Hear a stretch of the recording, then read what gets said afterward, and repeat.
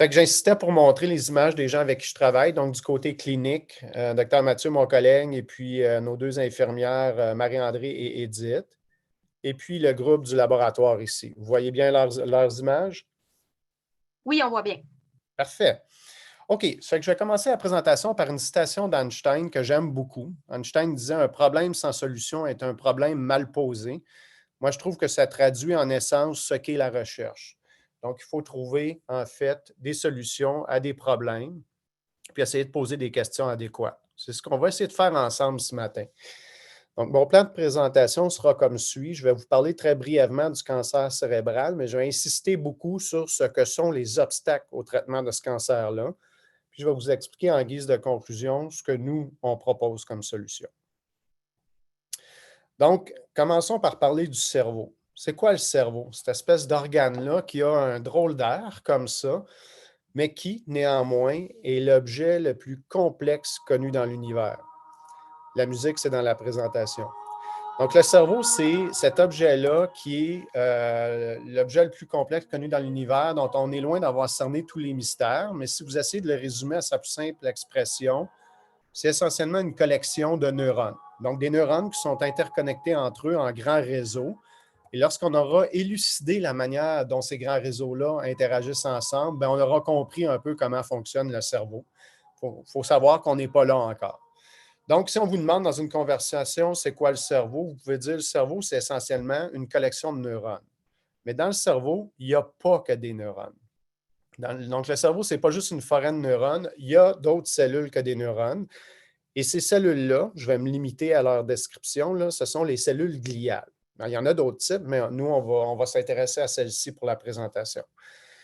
Les cellules gliales sont beaucoup plus nombreuses que les neurones. Et là, dépendamment des études, ça va de 2 fois plus à 40 fois plus. Ce n'est pas important. Il faut juste savoir qu'il y en a beaucoup, beaucoup dans le cerveau.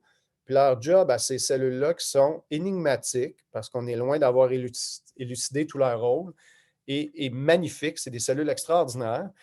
Bien, leur job, c'est vraiment d'assurer un support aux neurones. C'est ça leur travail. Bien, c'est malheureusement ces cellules-là qui vont se différencier, se transformer pour donner naissance aux cancers cérébraux. Donc, le cancer cérébral prend naissance des dérivés des cellules gliales. Puis là, il y en a plusieurs types de cellules gliales, mais bon an, mal an, le plus fréquent qu'on voit, c'est un type qu'on appelle le glioblastome. C'est non seulement celui qu'on voit le plus fréquemment, mais c'est malheureusement aussi le plus agressif. Donc, l'essentiel de ma présentation va s'intéresser à cette tumeur-là. Alors, le glioblastome, c'est quoi les trois problèmes principaux, à notre essence, là, qui limitent le traitement des glioblastomes? J'ai marqué des tumeurs cérébrales, là, mais j'aurais dû spécifier des glioblastomes. Ben, je vous dirais le premier problème, qui est un problème qui est difficile à faire admettre et comprendre, c'est que ce sont des tumeurs extrêmement hétérogènes. Ça veut dire quoi? Ça veut dire qu'il n'y a pas une tumeur qui est pareille. Quand on examine les cellules de chacune des tumeurs de nos patients, on se rend compte qu'en fait, on n'a pas affaire à une maladie, mais on a affaire à une collection de maladies. Chaque tumeur est différente, chaque patient est différent. Ça, c'est le message numéro un. Message numéro 2, c'est que ce sont des tumeurs qui infiltrent le cerveau normal. Vous voyez ici un petit échantillon tumoral déposé dans un gel qu'on a photographié sur 3 jours. Et chaque photo représente environ 3 minutes. Et là, vous voyez qu'il y a une petite cellule qui se détache et qui s'en va migrer à distance. Ça, c'est un des plus grands problèmes dans le traitement des tumeurs cérébrales, à savoir qu'au moment où on les attrape cliniquement, bien, il y a déjà des cellules qui ont infiltré le cerveau à distance. Puis le troisième problème, qui est encore un problème extrêmement important, quand moi j'ai commencé à travailler, c'est un problème qui était très, très surestimé, c'est-à-dire que les gens n'en parlaient pratiquement pas dans les congrès. Et là, maintenant, on en parle largement. C'est la présence d'une entité qu'on appelle la barrière hémato-encéphalique. Et boy, ça a l'air compliqué ce mot-là, mais dans le fond, c'est simple. C'est une barrière entre hémato, veut dire sang, donc entre les vaisseaux sanguins du cerveau encéphalique et le cerveau. Une barrière au niveau de la paroi des vaisseaux sanguins, qui fait que la majorité des médicaments qu'on va donner ne vont pas traverser. Ça fait que quand vous mettez ces trois problèmes-là ensemble, bien, ça fait qu'on a très peu de succès dans le traitement de cette maladie-là. Et de fait, si vous regardez le traitement actuel, Mais le traitement actuel ne tient que très peu en compte de ces problèmes-là. À preuve, c'est quoi le traitement actuel? Ben, d'abord, on va faire une chirurgie, hein, le but étant d'enlever le maximum de tumeurs pour tout le monde. Ensuite de ça, on va faire un traitement qui est de la radiothérapie et de la chimiothérapie. Donc, on donne un médicament de chimiothérapie qui est du Temodal, qui est un médicament oral, qui est, soit dit en passant, quand même notre meilleur joueur parce que c'est quand même un médicament qui a partiellement la capacité de traverser la barrière hémato-encéphalique. Mais avec ce traitement-là, malheureusement, en moyenne, en médiane, 6,5 mois après le traitement, les patients vont récidiver. Donc, le problème de ce traitement-là, pourquoi le traitement est si peu efficace? Bien, il y a des problèmes conceptuels avec les trois choses qu'on vient de dire. D'abord, on offre le même traitement pour tous les patients. Or, on vient juste de dire que ce sont des tumeurs qui sont toutes différentes. Donc, il faudrait qu'on soit capable d'adapter le traitement pour chaque patient, pour chaque tumeur. Deuxièmement, on va donner un traitement de radiothérapie qui est relativement régional, qui va avoir de la difficulté à s'attaquer aux cellules qui infiltrent à distance. Là, vous allez m'excuser une seconde. Pardon. Puis finalement, le médicament qu'on donne, le Temodal, j'ai dit que c'est un très bon joueur et c'est vrai, mais il faut quand même reconnaître qu'il y a seulement 20 de la dose du Temodal qui va traverser la barrière hémato-encéphalique. Donc, ce traitement-là qu'on utilise en première ligne chez tous nos patients n'adresse d'aucune manière les trois problèmes principaux qu'on a dans le traitement des tumeurs cérébrales. Qu'est-ce qu'on propose, nous? Je m'excuse. On propose dans un premier temps une chirurgie personnalisée qui va tenir compte des particularités du patient. Puis le but de la chirurgie, c'est d'essayer de maximiser la qualité de vie du patient. On propose une manière de contourner cette fameuse barrière-là, puis livrer adéquatement notre chimiothérapie au niveau de sa cible, soit les cellules des tumeurs. Puis finalement, on propose, puis ça c'est vraiment une proposition de recherche, une sélection personnalisée de la chimiothérapie pour chaque patient. Donc, essayer de constituer un traitement qui va être adapté à chaque tumeur. On va-tu y parvenir? Est-ce que c'est porteur, cette idée-là? Je ne sais pas, mais il me semble que ça adresse le problème de l'hétérogénéité. Puis finalement, je vais vous montrer, on propose une nouvelle approche qui est vraiment au stade de la recherche, euh, qui consiste à essayer de non seulement bloquer l'infiltration des cellules tumorales, mais plutôt rediriger l'infiltration des cellules tumorales vers un piège et là, frapper les cellules tumorales de manière très, très intense. Ça, je vais vous décrire ça en fin de présentation. Je dirais que notre groupe, je pense qu'on peut dire qu'on a une expertise unique au pays. On est les seuls à s'adresser ouvertement à la problématique de la barrière hémato-encéphalique. Puis, à ma connaissance, on est les seuls à prendre en considération ces trois problèmes-là de front. Donc, je sais que les gens n'aiment pas voir des images de petits animaux lors d'expériences, mais je dois quand même insister que tout modèle, tout traitement expérimental va devoir être testé dans un modèle animal. Soyez assurés que les animaux sont toujours très, très bien traités, qu'il n'y a pas de souffrance là, encourue par toutes les manipulations qu'on fait. Les animaux sont toujours anesthésiés. Et je vous présente notre modèle Fisher F98, qui est un modèle qu'on a développé il y a une quinzaine d'années, qui est un modèle qui demeure extrêmement robuste. C'est celui qu'on utilise pratiquement toujours. Et grâce à ce modèle-là, on a quand même été capable de traduire vers la clinique environ 5 études cliniques. Donc, à mon avis, c'est un marqueur de la puissance de ce modèle-là et de son utilité. Le modèle il est très reproductible, c'est-à-dire que lorsqu'on implante une tumeur, on connaît d'avance le comportement de la tumeur. On sait qu'à 24 jours, plus ou moins 3 jours, si on ne fait rien, nos animaux vont décéder de leur tumeur. Puis ce modèle-là, on est capable de l'imager en résonance magnétique, en TEP scan. On est capable de traiter nos animaux avec de la chimio, de la radiothérapie et faire des manipulations de la barrière hémato-encéphalique. Dernièrement, on a cherché à le perfectionner, notre modèle, parce qu'on s'est dit, ben, une des choses qu'on ne prend pas en compte, c'est la résection tumorale. Et là, Gabriel et Laurence ont entrepris de créer une technique qui nous permettait de faire une résection partielle de la tumeur. Donc, on implante la tumeur, on laisse pousser la tumeur une dizaine de journées. Puis par la suite, on va utiliser un instrument pour aller faire une résection partielle de la tumeur. Puis vous voyez sur les images d'en bas qui sont des images de cerveau prélevées après le décès de l'animal, qu'on avait des résections partielles des tumeurs. En fait, je vous montre cette image-là. Vous voyez une résonance magnétique d'un patient opéré pour une tumeur gliale. Et vous voyez l'image post-op immédiate avec l'espèce de rehaussement autour de la résection là, qui est assez classique, qui montre là, un peu l'inflammation post-opératoire. Et je vous montre une image d'un petit animal qu'on a opéré pour réséquer la tumeur. Puis je trouve que ces images-là se ressemblent beaucoup. Donc, pour moi, c'est une évidence que notre idée de se rapprocher de la clinique, ben, ça semble fonctionner. Donc, je commence la première partie de la présentation à vous parler des avancées en chirurgie, parce que tout débute avec la chirurgie, qu'on le veuille ou non. Ça nous prend un diagnostic, on n'a pas le choix. Et pour l'instant, la seule manière d'obtenir un diagnostic, c'est d'aller chercher des cellules tumorales. Bon, on sait, le cancer cérébral primaire, c'est malheureusement une maladie incurable. Ça me peine à chaque fois de le dire aux patients, mais c'est la vérité.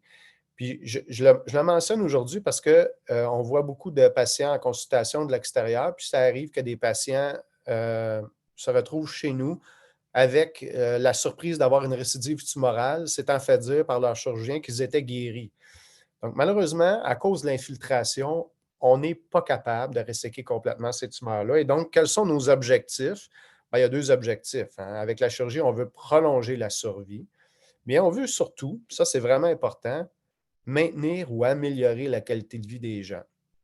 Puis ça, je me dois d'insister là-dessus parce qu'encore une fois, dernièrement, j'ai une patiente de l'extérieur qui s'est fait dire que sa chirurgie la paralyserait fort probablement, mais que c'était important de le faire.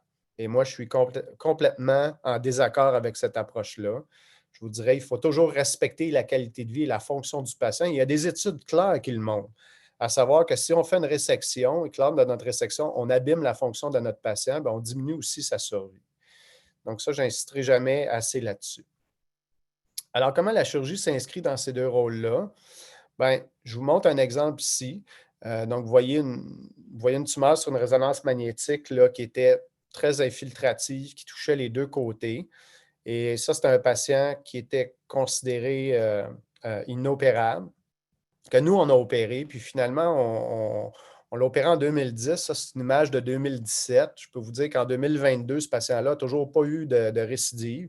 Donc, ça, c'est un de nos très bons patients qu'on a quasiment le goût de clamer que chirurgicalement, on l'a guéri. Mais à chaque année, parce que je fais des suivis annuels avec des patients qui sont à long terme comme ça, qui sont en très bon contrôle. Et à chaque année, je lui dis non, il faut continuer à suivre cette lésion-là parce qu'en probabilité, éventuellement, elle va récidiver. Mais ça, c'est pour vous dire que même si la chirurgie ne guérit pas les patients, elle est importante. Puis dans certains cas, bien, on réussit à obtenir des réponses à très, très long terme avec la chirurgie. Donc, la chirurgie personnalisée, qu'est-ce que j'entends par ça? Bien, j'entends que, encore une fois, comme pour tous les traitements, il faut personnaliser notre chirurgie, il faut l'adapter. Puis, il faut l'adapter, un, à la localisation de la tumeur et à sa grosseur, à l'âge du patient, à la fonction du patient, à la volonté du patient. Bref, chaque patient est différent. Un exemple, on peut faire dans les choses qu'on peut faire, on peut faire des chirurgies éveillées pour certains patients. Puis, les chirurgies éveillées vont nous permettre de resséquer des tumeurs dans des régions difficiles, comme la région du langage, en faisant collaborer le patient. Mais ça, une chirurgie éveillée, ce n'est pas pour tout le monde, hein. Il y a des patients qui sont trop stressés pour ça, des patients qui n'ont pas la personnalité pour subir ça. Donc, encore une fois, il faut s'adapter. L'autre technologie qu'on peut utiliser, bien, en fait, c'est deux technologies d'imagerie, donc l'IRM de diffusion et l'IRM fonctionnel. Donc, en utilisant une combinaison de ces trois approches-là, on est capable vraiment de créer, si vous voulez, une chirurgie qui va être personnalisée pour notre patient. Vous allez voir tantôt, je vais vous parler d'évaluer les fonctions cognitives parce que ultimement, c'est de ça dont il s'agit. Puis là, il faut savoir qu'il y a toutes sortes de techniques qui existent, hein. Il y a des techniques d'immunofluorescence comme le 5-ALA, il y a des techniques fonctionnelles qui nous permettent aussi d'aller resséquer plus de tumeurs. Donc, toutes ces techniques-là ne sont pas des substituts pour le jugement, puis toutes ces techniques-là ne sont pas des substituts pour la préservation de la fonction du patient, puis la personnalisation de la chirurgie. Ça fait que je vous montre ici rapidement comment on peut utiliser l'IRM fonctionnel et l'IRM de diffusion pour planifier notre opération. Donc, c'est quoi ça, une IRM fonctionnelle? Ben, c'est assez facile. C'est une IRM qui va permettre d'évaluer une fonction spécifique du cerveau du patient. Donc, on vous met dans la résonance magnétique, puis on vous dit « bougez votre pied ». Et là, vous voyez que les neurones qui sont responsables de l'activation de la fonction motrice du pied vont allumer, comme vous le voyez sur l'image. Maintenant, qu'est-ce qu'une IRM de diffusion? C'est tout simplement une IRM qui nous permet de modéliser les connexions entre les neurones. Et ça peut être très utile. Donc, vous voyez une tumeur ici qui est segmentée, qui est rouge. Et vous voyez les neurones dans la région motrice qu'on essaie de bien caractériser pour comprendre comment les fibres des neurones sont repoussées par la tumeur. Et là, l'idée, c'est d'utiliser ces deux techniques-là ensemble et de faire ce qu'on appelle de la connectivité. Bon, et qu'est-ce que ça veut dire? Ça veut tout simplement dire qu'on va regarder l'activation d'un neurone, puis en regardant l'activation du neurone, on va chercher à mettre en évidence les fibres qui sont mobilisées dans cette activation-là. Puis là, vous vous trouvez à avoir tout le système moteur du pied de la patiente. Puis quand vous rajoutez la tumeur par-dessus ça, bien, ça nous permet de bien planifier notre approche. Si on planifie notre approche à l'intérieur du cerveau, médialement, c'est sûr qu'on va abîmer les fibres, alors que si on l'approche latéralement, bien, on risque d'avoir une bien meilleure résection tumorale en préservant la fonction. Donc, où on est rendu aujourd'hui avec la neurochirurgie cérébrale dans la majorité des centres universitaires? On est rendu où on prend une tumeur qui est située ici, tout près de l'aire motrice, en aire sensitive. Et là, en utilisant nos techniques fancy de radiologie, on comprend comment les fibres sont repoussées. On prévoit une mini-craniotomie avec une mini-incision dans le cortex cérébral et on a une résection complète en préservant la fonction du patient. Donc ça, je vous dirais, dans la majorité des centres universitaires, on est capable de faire ça maintenant, alors que jadis, ça aurait été une tumeur considérée inopérable. Maintenant, il faut pousser ça plus loin. Puis là, où il faut aller dans les fonctions cognitives supérieures. Ça, c'est une image justement extraite de mon livre. C'est un cerveau cadavérique.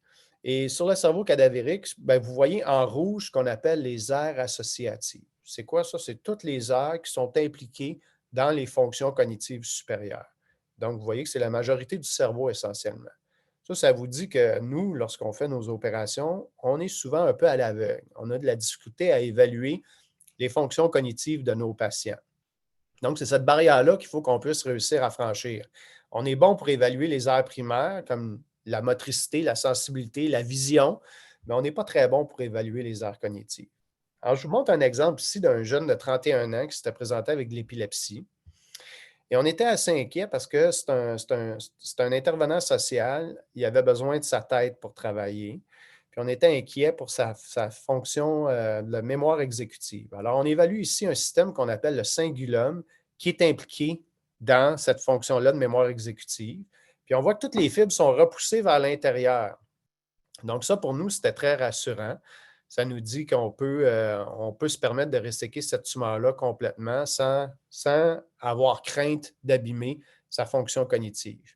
Puis de même ici, pour ce patient-là, comme la portion postérieure de la tumeur venait près du système moteur, bien, on a évalué un peu la connectivité de son système moteur. Donc, on a commencé par faire une résonance magnétique fonctionnelle. On a identifié les aires motrices. Puis à partir des aires motrices, bien, vous allez voir, on a fait les connexions entre les neurones, donc la tractographie, la connectivité. Puis ça nous a permis de bien comprendre comment le système moteur chez ce patient-là était repoussé par la tumeur. Et par la suite, planifier notre opération. Donc, l'idée, c'est de regarder ces images-là avant la chirurgie pour planifier l'opération. On avait eu dans ce contexte-là une résection qui avait été jugée complète. OK. Parce que la vraie question, c'est qu'est-ce qui se passe avec les grands réseaux cérébraux en présence d'une tumeur gliale? Je vous montre ici une immense tumeur. Donc, ça, c'est une tumeur qui est située à l'arrière du cerveau, dans la région pariéto-occipitale, donc une région importante pour la vision. Et de fait, lorsque notre patient se présente, il y a un gros déficit visuel. Alors, lorsqu'on regarde un petit peu, justement, on fait une segmentation de la tumeur, on regarde comment les fibres sont déportées par la tumeur. Et là, on planifie notre opération. Puis, c'est un patient chez qui on a pu faire une résection complète encore et avec très peu d'impact sur sa fonction. Donc, lorsqu'on utilise des éléments d'imagerie qui nous permettent de mieux comprendre la relation entre la tumeur et les fibres des neurones et les grands systèmes de neurones, bien, nos chirurgies vont être juste plus complètes, vont être adaptées à chaque patient et à chaque tumeur, puis ça va nous permettre de faire de meilleures résections. Alors, nous, on a un intérêt depuis toujours sur la localisation de la tumeur, l'impact, la qualité de vie des patients. On sait que nos tumeurs produisent des impacts au niveau de la qualité de vie, mais aussi au niveau des fonctions cognitives. Fait que l'idée, c'est de dire comment on peut essayer d'étudier ça. C'est difficile d'étudier les fonctions cognitives supérieures. Là, je vous présente des résultats d'une vieille étude. Hein, ça a été, vous allez voir, on a sorti ça en 2016. Mais on s'est intéressé à étudier 65 patients, puis on cherchait tout simplement une correspondance entre la localisation de leur tumeur et l'impact sur leur qualité de vie en faisant l'hypothèse que si la tumeur est située dans leur hémisphère dominant, l'hémisphère dominant qui est à gauche pour la majorité des gens, c'est l'hémisphère responsable du langage, bien, les patients vont avoir un bien plus grand impact sur leur qualité de vie. Alors, c'est intéressant que notre étude a montré exactement le contraire. Notre étude a montré qu'en fait, une tumeur située à droite dans le cerveau était associée à une très mauvaise qualité de vie pour nos patients. Et donc, on s'est posé bien des questions. Ce travail-là a été présenté au CNS, Congress of Neurosurgery, en 2016, puis a gagné le prix pour la meilleure présentation internationale. C'est pour vous montrer que c'était une trouvaille surprenante pour tout le monde. Et lorsqu'on a réfléchi aux raisons, on a vu que les tumeurs qui étaient situées, là, vous voyez la décoloration jaunâtre sur le graphique, là, donc c'est dans la région, la jonction entre le lobe pariétal et temporal. Bien, on s'est rendu compte que ça correspondait à un endroit qu'on appelle le réseau visuospatial. Donc, le réseau visuospatial, c'est un réseau cognitif qui est responsable de notre fonction visuospatiale. C'est quoi ça, la fonction visuospatiale? C'est très simple. Imaginez-vous que vous êtes couché et que vous devez vous lever la nuit pour aller à la salle de bain. Vous n'ouvrez pas les lumières, mais vous êtes quand même capable de vous diriger vers votre salle de bain. C'est parce que dans votre cerveau, vous avez encodé toute l'information spatiale dans votre pièce. Et donc, le réseau visuospatial est responsable de mobiliser cette information-là. Bien, essentiellement, ce que nos données disaient, c'est que ce réseau-là, il est bien plus important pour la qualité de vie que le langage, par exemple. Ça fait du sens. Alors, on s'est intéressé à évaluer l'impact des tumeurs gliales sur le réseau visuospatial et sur sa fonction. Et ça, c'est une étude qu'on a débutée avant la pandémie et dont le recrutement a été freiné en partie par la pandémie. Donc, l'étude est toujours en cours. C'est une étude où on prend un patient et ça, on va l'offrir au patient nonobstant la localisation de sa tumeur dans son cerveau. Et là, on va lui faire passer toute une batterie de tests. Donc, on va évaluer sa fonction cognitive générale, mais spécifiquement aussi sa fonction visuospatiale. On fait ces tests-là avant. On fait nos images pour reconstruire le réseau visuospatial. On l'opère, puis on refait toute la batterie de tests. Là, je ne peux pas vous donner de conclusion de l'étude parce qu'on a besoin de 40 patients, puis on a des données complètes chez 12 patients. Alors, malheureusement, c'est une étude assez complexe qui demande des images compliquées, qui demande une batterie de tests compliquée. Puis on aurait recruté à date une vingtaine de patients, mais pour à peu près 8 patients, il nous manque certaines données, malheureusement. Donc, c'est une étude qui roule toujours et je prévois d'ici 2 ans, est-ce qu'on va finir notre recrutement. À ma connaissance, ça va être la première étude qui va spécifiquement rapporter l'impact d'une chirurgie sur une fonction cognitive supérieure. Après ça, si c'est une étude qui a du succès, bien, on va s'attaquer à d'autres fonctions cognitives.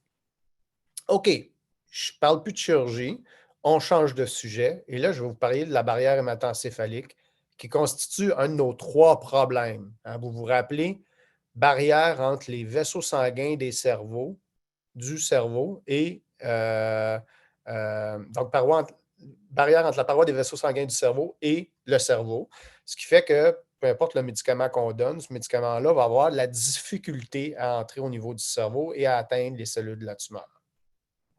Donc, c'est un problème assez majeur qui est bien connu maintenant. Il est tellement bien connu qu'on sait qu'on a plein de médicaments de chimiothérapie qu'on utilise dans différents types de cancers et qu'on donne par formulation intraveineuse classiquement. bien, ces médicaments-là, on ne les utilise jamais dans le traitement du cancer parce qu'on sait que leur entrée au niveau du cerveau, on ne les utilise jamais dans le traitement du cancer du cerveau parce qu'on sait que leur entrée au niveau du cerveau est négligeable. Donc, l'idée, c'est de dire, OK, c'est bien beau, mais comment on peut contourner cette barrière-là? Puis, il y a essentiellement plusieurs manières, mais moi, je vais vous en présenter deux. Une qu'on utilise en clinique et l'autre qui est en développement de recherche. Donc, celle qu'on utilise en clinique, c'est l'ouverture de la barrière hémato-encéphalique et l'infusion de chimiothérapie intra-artérielle. Pour bien comprendre ce que c'est cette histoire-là, que 3 de votre poids corporel consomme quand même 20 de l'ensemble de votre circulation. C'est le cerveau qui est le plus vascularisé. Puis juste pour vous donner une illustration de ça, là, vous avez pour 650 km de vaisseaux sanguins dans votre cerveau. Vous avez 100 milliards de neurones dans votre cerveau, puis chaque neurone a son petit capillaire cérébral. Donc, c'est dur à imaginer, mais vous avez 650 km de vaisseaux sanguins dans votre cerveau et chacun de ces vaisseaux sanguins-là est pourvu de la barrière. Ceci étant, ça constitue quand même le meilleur endroit pour aller donner un médicament, le fait d'être en intra-artériel, parce que justement, ce réseau vasculaire-là, il est tellement extensif que vous allez vous rendre partout où vous voulez aller.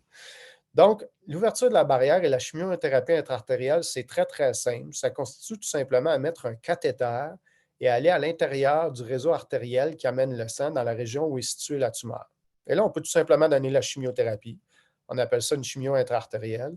Ou on peut, comme vous le voyez sur le graphique, donner un médicament qui va ouvrir la paroi des vaisseaux sanguins pour accentuer encore plus la quantité de médicaments qui va traverser. Cette ouverture-là est temporaire, dure environ 20 minutes. Et pendant ces 20 minutes-là, on donne notre chimiothérapie.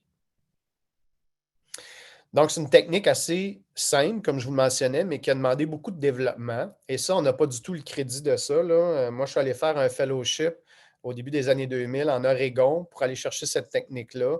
Et c'est le professeur Edward Newell qui a développé ça en Oregon. Ceci étant, on a quand même repris ces études-là dans notre laboratoire pour essayer de perfectionner la procédure. Puis là, je vous montre des images de notre petit modèle animal. Vous voyez des coupes coronales, c'est-à-dire de face du cerveau de nos animaux en B et en C. En B, vous voyez la tumeur. Hein? On a donné du contraste, puis vous voyez la tumeur apparaître. Et vous voyez qu'en C, à côté, bien, pour nos études, on a divisé le cerveau en trois grandes régions. Donc, en bleu, vous voyez la région de la tumeur. En rouge, la région autour de la tumeur, dans l'hémisphère où est implantée la tumeur. Et en vert, la région dans l'autre hémisphère. Et là, en fait, vous pouvez regarder le graphique par la suite, mais regardez d'abord les images à droite. Là. Je vous montre ici la tumeur du patient. Lorsqu'on procède à une ouverture de la barrière, regardez comment le contraste se diffuse maintenant. Donc, ça vous montre que ce processus-là d'ouvrir la barrière hémato-encéphalique fonctionne vraiment. Et là, tout l'hémisphère est baigné dans le contraste. Et donc, ça donne la chimio. Pour une quinzaine de minutes, tout l'hémisphère va être baigné par la chimiothérapie. Essentiellement, c'est ça la procédure. Donc, ces fameuses petites cellules infiltrantes à distance, avec cette procédure-là, on devrait être capable d'aller les frapper. Donc, une fois qu'on a eu développé ça chez l'animal, on l'a amené en clinique. Ça, c'est un article qui était dans Le Devoir en 2008, en 2007, qui montrait que là, on utilisait cette technique-là avec les patients. Et avec les patients, ça fonctionne aussi très bien. Donc, un peu une image similaire à ce que je vous ai montré. Cette fois-ci, c'est un scan et non une résonance et un scan d'un cerveau de patient. Vous voyez qu'on a ouvert la barrière hémato-encéphalique, on a donné du produit de contraste et vous voyez que tout le cerveau est délavé. Et 20 minutes plus tard, le produit de contraste est pratiquement complètement parti. Donc, il faut imaginer que lorsqu'on donne de la chimiothérapie, c'est un peu le même processus, à condition que la molécule de chimiothérapie ait les mêmes caractéristiques que notre produit de contraste. Ce traitement-là, des fois, on voit des patients de l'extérieur qui nous disent « Ah, on s'est fait dire que c'est un traitement dangereux. » C'est un traitement compliqué, mais pas dangereux. Là. Ça, c'est des données qu'on a présentées en 2016 au congrès Society for Neuro-Oncology. Puis ce qu'on montrait essentiellement, c'est qu'après plus de 3583 procédures, puis là, si on refaisait nos données 6 ans plus tard, on est bien au-delà de 4000. Il va éventuellement falloir qu'on le fasse. Mais essentiellement, notre taux de complication est de 0,75 %. Donc, c'est extrêmement sécuritaire comme procédure. J'ai fait la première procédure à mon arrivée après le retour d'Oregon en janvier 2001, où je l'utilisais dans ce temps-là seulement dans le traitement d'une maladie qu'on appelle le lymphome cérébral. Le lymphome cérébral, c'est une maladie assez agressive. Et notre première patiente, là, je la nomme parce qu'elle a été très médiatisée, puis elle est toujours de ce monde 21 ans plus tard. Bien, Mme Roy, elle a eu une réponse complète. Fait qu'on l'a guérie de sa maladie. Donc, le lymphome du système nerveux central, c'est une maladie rare et très agressive. C'est 7 cas par tranche de millions d'habitants. Ça fait qu'on n'en voit pas beaucoup au Québec. Ça représente seulement 4 des tumeurs cérébrales primitives. Mais c'est une maladie à très haute évolution. Là. Sans traitement, les gens sont décédés en 3 mois. Le traitement classique, quand moi j'étais un jeune résident, c'était de la radiothérapie. Les gens survivaient 12 mois. Et dans les années suivantes, on a démontré qu'une combinaison de radio et chimio produisait des survies de 26 à 36 mois. Donc, quand même une très grande amélioration dans la survie des patients. Mais comme je vous le disais, c'est une maladie très agressive et lorsqu'on utilise malheureusement la radiothérapie en combinaison avec une chimiothérapie, c'est extrêmement toxique. À savoir que jusqu'à 25 des gens, et là ce que je dis, c'est vrai seulement pour le lymphome, ce n'est pas vrai pour le glioblastome. On ne sait pas trop pourquoi, là, mais c'est spécifique au lymphome. Mais dans 25 des patients, on retrouve des atteintes cognitives lorsqu'on utilise cette combinaison de traitements. Alors nous, ce qu'on a présenté, c'est notre série où on ne donnait que de la chimiothérapie avec ouverture de barrière.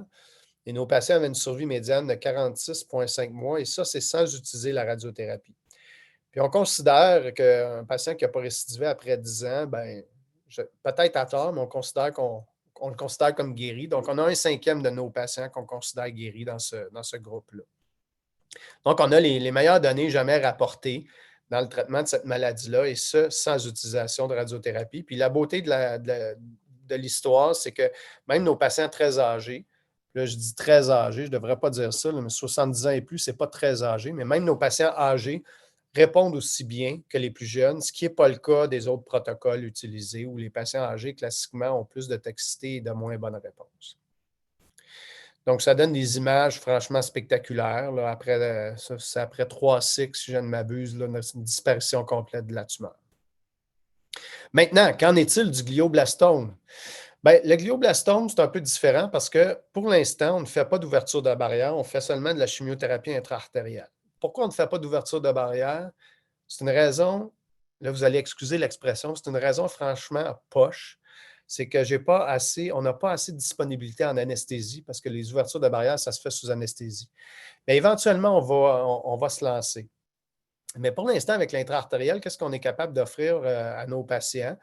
Bien, on double la survie essentiellement. Si vous regardez la survie de la maladie qui est autour de 14 mois, nous, notre survie médiane dans notre série, c'est 25 mois. Même si on double la survie, ce n'est malheureusement pas tous les patients qui répondent. Donc, comme vous le voyez sur le graphique en bas à droite, vous voyez progression, bien, il y a malheureusement 23 des patients, c'est quand même beaucoup, là, c'est un quart des patients qui, malgré tout ce qu'on fait, ne répondent pas du tout au traitement.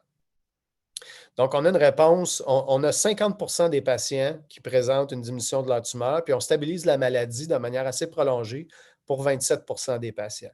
Mais on a 24 de nos patients qui ne répondent pas au traitement.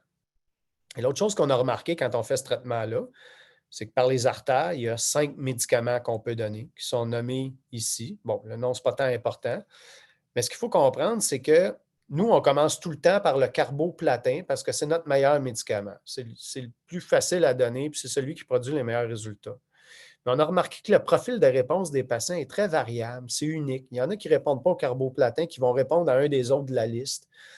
Puis, idéalement, ça serait intéressant de savoir, est-ce qu'on a des indices qui nous permettent de prévoir lequel de ces 5 médicaments-là serait le plus utile? Et ça ramène à notre concept des maladies hétérogènes. Vous vous rappelez tantôt que j'ai dit, il n'y a pas une tumeur qui est pareille, il n'y a pas un patient qui est pareil. Bien, techniquement, on ne devrait pas appliquer un traitement unique à une maladie aussi divergente. Donc, l'idée ici, c'est de dire, OK, nos tumeurs, là, on le sait que dans une tumeur cérébrale, il y a plusieurs cellules, il y a plein de cellules différentes, puis chaque tumeur est différente. Est-ce que c'est envisageable de dire qu'on va prendre un fragment de cette tumeur-là, puis on va essayer de l'analyser pour savoir quel serait le meilleur médicament? Donc, le projet, c'est un projet de traitement personnalisé, ciblé pour le choix des agents de chimiothérapie. Il requiert malheureusement une réopération parce que de un, c'est toujours payant d'aller enlever le plus de tumeurs possible lorsqu'on est dans un contexte où c'est faisable. Et de deux, c'est le seul moyen d'aller chercher un échantillon tumoral représentatif. Donc, on fait l'opération. Et là, mon assistant de laboratoire, Laurent Olivier, vient chercher l'échantillon et il va le passer au crible. C'est-à-dire qu'il va le préparer et il va faire ce qu'on appelle la chimiosensibilité. Il va faire un chimiogramme. Quand vous avez une infection urinaire, les gens font un antibiogramme. Donc, c'est envoyé au laboratoire et là, on teste différents médicaments antibiotiques et on décide lequel est le plus efficace. Il se peut que vos bactéries soient résistantes à un et très sensibles à l'autre. Et ça change d'un patient à l'autre. Mais nous, on veut faire la même chose pour la chimiothérapie. Et là, je vous montre ici deux exemples. Donc, vous voyez les noms des médicaments au bas du graphique. Et dans l'exemple, le premier exemple, vous voyez que vous avez le pourcentage de survie des cellules. Et vous voyez que lorsque les graphiques sont très, très bas, il y a très peu de cellules qui ont survécu. Et donc, si on utilisait l'étoposide phosphate pour ce patient-là, on serait drôlement efficace parce qu'on dirait qu'il n'y a aucune cellule qui survive dans le cas du premier patient. Alors que dans le cas du deuxième patient, le même médicament, ou dans ce cas-ci, je vous montre la cytarabine, il n'y a absolument aucune efficacité à utiliser ce médicament-là. Donc, de même, pour le premier patient, si on utilise le carboplatin, la doxorubicine, l'étoposide, on va avoir une efficacité, alors que le méthotrexate n'aura pas du tout d'efficacité. Et si je regarde le deuxième patient, on dirait que le seul qui a l'air intéressant pour le deuxième patient, ce serait le carboplatin. Donc, voyez-vous, le chimiogramme de chaque patient semble différent et on aimerait utiliser ce chimiogramme-là pour mener nos traitements. Malheureusement, ça fait plusieurs années qu'on essaie de faire financer cette étude-là et on n'y arrive pas. Éventuellement, on va y arriver. On cumule encore des données préliminaires et tout est en place dans le laboratoire pour lancer ça lorsqu'on aura le financement. Ce qui m'amène à vous parler d'un nouveau protocole qu'on va lancer. Donc, un protocole qui va apparaître là, en mars ou en avril 2023 où, comme je vous disais, on utilise le carboplatin en intra-artériel. C'est notre agent de choix. Mais là, vu qu'on ne peut pas mettre sur pied l'étude de chimiosensibilité, on va essayer de déterminer par une étude randomisée laquelle combinaison est préférable entre le carboplatin et l'étoposide phosphate, qui est un autre médicament de chimiothérapie, et le carboplatin et le Caelyx. Donc, c'est un traitement qui va être offert au patient à la première récidive de glioblastome. Et quand le patient va arriver, on va flipper un 30 sous. Puis le patient va tomber soit dans le groupe avec l'étoposide phosphate, soit dans le groupe avec le Caelyx. Là, j'utilise des noms, mais ce ne sont que des agents de chimiothérapie qui vont venir ajouter à l'efficacité du carboplatin. Lorsqu'on va avoir accumulé une trentaine de patients dans chaque groupe, on va savoir laquelle combinaison est la plus efficace. Puis on espère qu'entre-temps, on aura débloqué le budget pour faire nos tests de chimiosensibilité. OK, je termine là-dessus. Donc, il nous reste un problème à adresser, puis c'est le problème d'infiltration à distance. Et là, je vais vous parler d'un projet de recherche qui est très expérimental. Ça fait environ 5 ans qu'on travaille dessus, mais on est toujours dans le laboratoire. Puis le but du projet de recherche, c'est d'éviter ce que vous voyez sur cette image. Donc, vous voyez un patient, c'est une résonance magnétique en coupe de face.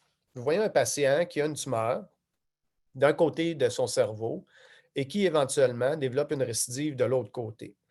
Et ça, c'est un exemple extrême. Dieu merci, on ne voit pas ça souvent. Mais quand ça arrive, évidemment, vous comprenez que ça complique beaucoup, un, l'état clinique du patient et deux, la mise au point des traitements. Parce que là, il faut traiter deux hémisphères. Et ça vient du fait que les cellules gliales ont la capacité de migrer à distance. Donc, l'idée derrière le projet que je vous présente, qui est une idée quand même assez géniale, qui n'est pas de moi, là, je vous le dis tout de suite, l'idée, c'est de dire, on voit les cellules qui migrent à distance dans le cerveau. Donc, ça, c'est notre problème. Migration de cellules gliales dans le cerveau à distance du foyer tumoral. Cette migration, il faut qu'elle soit dirigée par quelque chose. Hein? Si les cellules vont à distance, ils sont attirés par quelque chose, par une protéine. Il y a bien des gens qui ont travaillé à essayer de bloquer cette migration-là avec peu de succès. Donc, l'idée ici, c'est de dire, plutôt qu'essayer de la bloquer, on peut-tu utiliser le stimulus qui fait migrer les cellules tumorales à notre avantage et ramener les cellules tumorales vers un piège. Donc, l'idée, c'est qu'on enlève la tumeur, on va implanter, je vais vous montrer, là, on va implanter quelque chose, un gel, dans lequel il va y avoir des molécules qui attirent les cellules tumorales. Donc, on les divertit, on les oblige à changer de direction, on les ramène vers notre cavité et là, on va les frapper, puis on va les frapper fort. Donc, c'est ça l'idée. L'idée de base de rapatrier les cellules gliales, c'est l'idée de Gabriel, qui est mon assistant de lab, qui est un gars qui a un esprit pratico-pratique très, très, très, très aiguisé. Puis à un moment donné, il a posé cette question naïve-là. Il a dit, mais pourquoi on n'essaie pas d'attirer les cellules gliales? Wow, quelle bonne idée. Et c'est lui aussi qui est venu avec le nom du device qu'on va inventer ou sur lequel on travaille, qui s'appelle la gliotrappe. C'est un projet qui est piloté par notre étudiante à la maîtrise, Laurence Derry. Donc, c'est quoi la gliotrappe? Bien, il y a plusieurs éléments au système, c'est un peu compliqué. D'abord, il y a un gel, hein, ça prend un gel. Donc, pourquoi ça prend un gel? Ça prend une matière qui va vraiment s'adapter au contour de la résection chirurgicale. Dans le gel, il va y avoir des molécules qui vont attirer les cellules tumorales.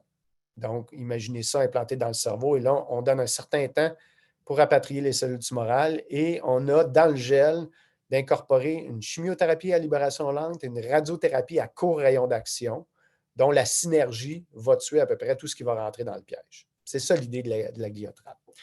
Le gliogel, il est déjà inventé et ça, c'est notre collaborateur, Moshe Akbari, de l'Université de Victoria en Colombie-Britannique, qui l'a inventé. Donc, on travaille avec Moshe. C'est lui qui nous envoie son gel et on est en collaboration pour toujours le perfectionner. On a déjà une collaboration de publication. On a une publication de sortie, puis on a 2 publications soumises ensemble. Donc, c'est une belle collaboration. Et nous, notre composante, notre invention, c'est la chimioattraction.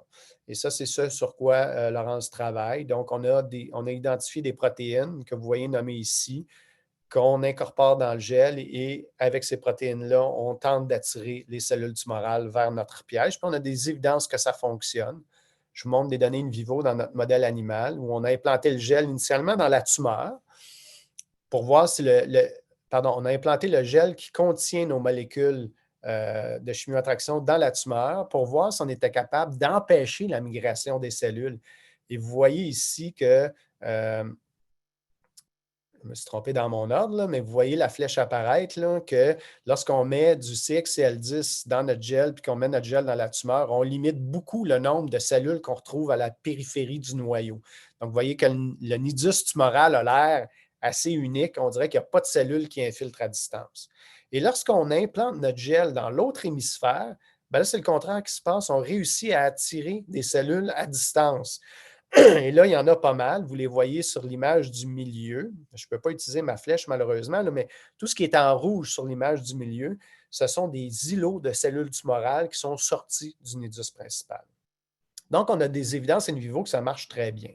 Et là, Laurence travaille activement avec le cuivre 64 qui va être, pour l'instant, notre agent de radiothérapie qu'on implante chez l'animal à l'intérieur de sa tumeur. Et vous voyez des images de TEP scan qui nous montrent la présence du gel radioactif au sein de la tumeur. Donc, ça, c'est l'animal dans le TEP scan. Et ça, c'est un projet qui est financé d'ailleurs par le Brain Tumor Foundation. C'est un grant qu'on a eu du Brain Tumor Foundation. Et finalement, les expériences de chimiothérapie qui sont en cours. Donc, on travaille en ce moment avec le carboplatin et la doxorubicine qu'on incorpore dans le gel. Et là, ce qu'on tente de voir, c'est la libération du gel, l'efficacité à éliminer les cellules de la tumeur et évidemment limiter la toxicité. Puis on travaille avec ces médicaments-là parce qu'on sait que ce sont des médicaments qui ont une belle synergie avec la radiothérapie, puis on est capable de donner de la radiothérapie à nos animaux. D'ailleurs, vous voyez sur la photo d'en bas, Gabriel, Dr Mathieu et moi, vous nous voyez quand on était beaucoup plus jeunes. Ça, c'est une photo qui date d'il y a environ 10 ans, quand on a mis au point notre modèle où on a déterminé comment on allait donner la radiothérapie à nos animaux.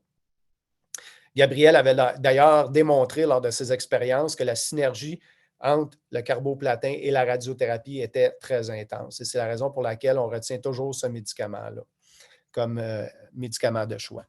Donc, je termine là-dessus. Je vous ai montré des choses en clinique, mais de mon avis, la clinique doit absolument incorporer des activités de recherche à tous les niveaux. Hein, on a des activités de recherche au niveau de la chirurgie, au niveau de la qualité de vie, on a des études de recherche au niveau de l'administration de la chimiothérapie. Et là, je vous ai montré une nouvelle technologie qui, j'espère, va apparaître. On a encore beaucoup de travail à faire. Ça ne sera pas avant 3 ans, certains, mais on espère le tester dans un gros modèle, un modèle de gros animal pour éventuellement aller chez l'être humain. Donc, j'ai montré des images de technologie, de technique, mais au-delà des images, il ne faut jamais perdre de vue qu'il y a des gens. On fait ça pour des gens. Donc, toute l'idée derrière tous ces efforts-là, c'est d'améliorer la qualité de vie des gens, améliorer leur survie.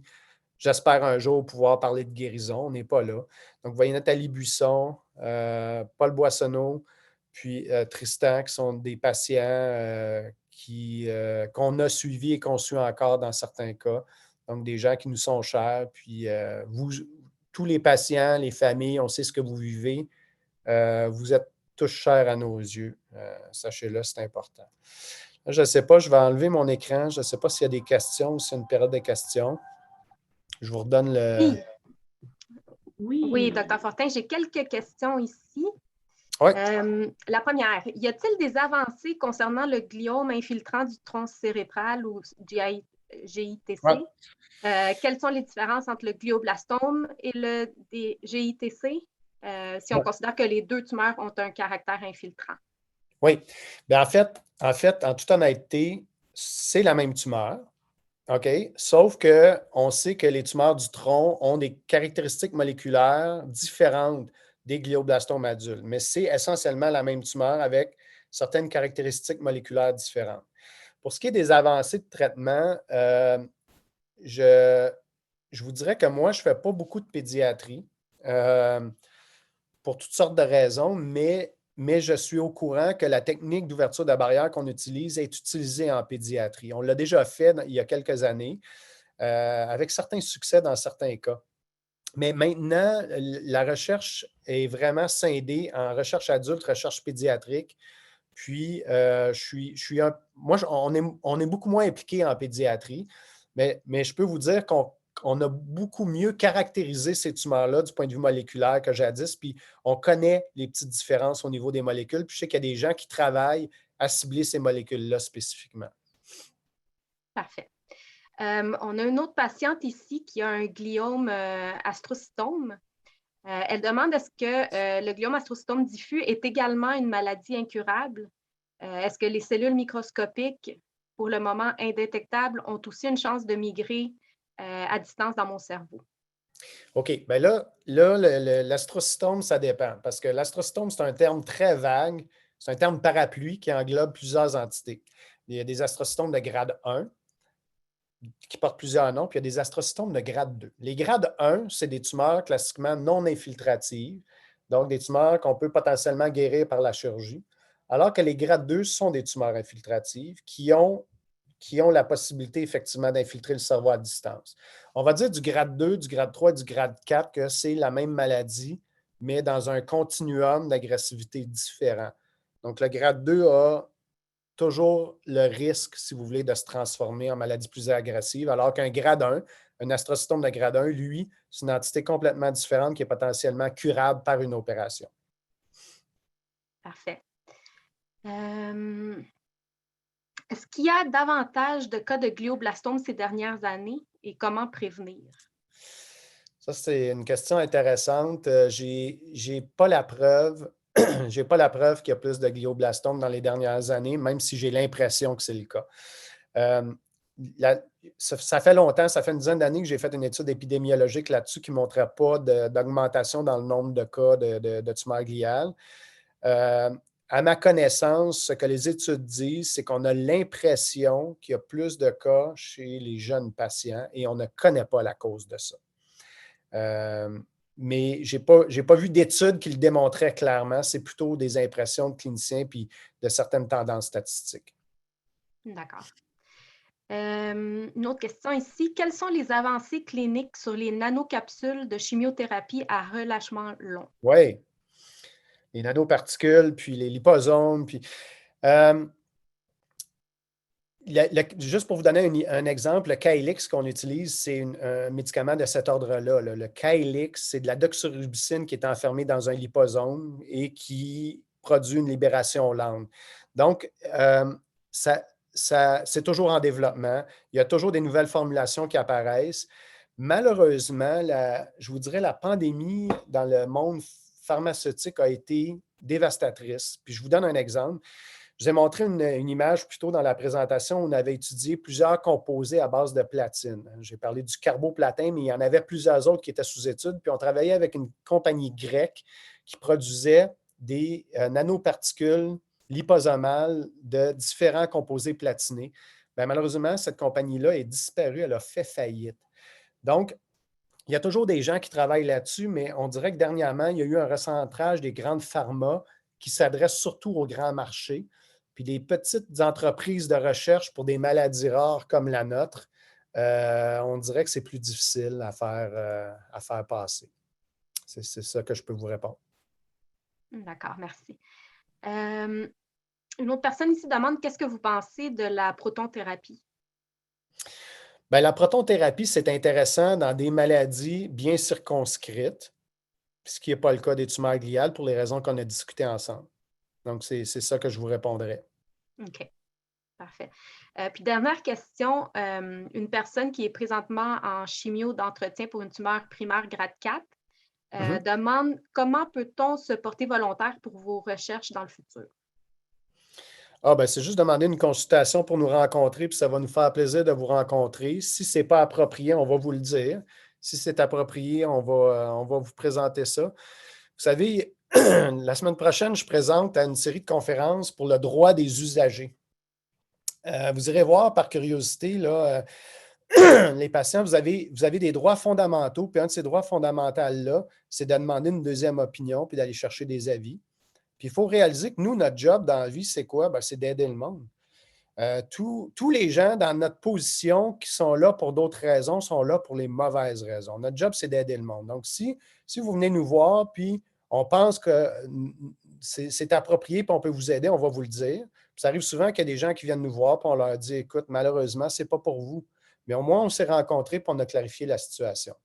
Donc, vous pouvez m'écrire là, à david.fortin@commercialusherbrooke.ca, puis on va organiser un rendez-vous sans problème. C'est votre droit. Excellent. C'est important, là. C'est votre droit. Vous avez le droit d'aller chercher d'autres opinions. Vous avez le droit de poser des questions. C'est votre santé, c'est votre cerveau. Moi, je vais vous dire, là, j'ai eu une patiente il y a 2 semaines qui s'est pointée dans mon bureau puis qui ne voulait pas dire à son chirurgien qu'elle était venue me rencontrer parce qu'elle avait peur de se faire chicaner. C'est inapproprié, là. OK? Soyez pas gênés de demander d'autres avis si vous n'êtes pas satisfait ou si vous avez des questions auxquelles les gens ne peuvent pas répondre. Je crois que Excellent, merci. Oui, exactement. Je pense que c'est la façon de terminer votre présentation. D'ailleurs, on a eu beaucoup de commentaires qui vous remercient. Vous êtes un excellent vulgarisateur. Les gens vous auraient écouté, je pense, toute l'avant-midi.